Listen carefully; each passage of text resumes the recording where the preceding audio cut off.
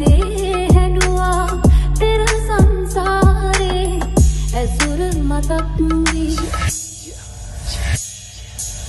සිදුහතුපති සමගම ඇගේ උපත සිදුවුණේ වසර මැද වශක මසක රණේ නඹලන්ද පිළිමයක් බඳුරුවක මෙවන සිරිමත් බවක් නැති බෙවෙන ලන්දක අභිනිෂ්ගමනය කරයක් දිවන්න වදුලේ තනිදිය අපුතු රාහුල රාජ මැදුරේ සෙනෙහසේ මහිම කියන්න හද ගැඹුරේ ගත කළ තපස් ජීවිතය පින්බර මවුනේ බිම්බරුවක් මින්රුව අලංකාරයෙන් කිරි ඒ වචනෙට තිතිරුව වගේ ඇගේ කිරි ලෙන කුලේ ඉඳන් පහන් ඩැඹක් වෙලා සිටි හඬ සිප ගත ශ්‍රී පදය මුල වැටි රජිනයක් සය අනුලක්ෂ කාන්තා පින්කන්ද පුදන්නේ උතුම් රාහුල මාතා කරන්න අපබෝධ දුක දුම්න සංගා ගිහි බව අතර භික්ෂු ලොවට යාත්‍රා පෙර බව පව ඇගේ නැකිසිම වරදක් සංවරකමින් සිත කය වචන තිදොරක් ගරු කළ ඇයට පව මොනිදු බකවා වෙලා භික්ෂුණියක් ලැබුව අබව අරහා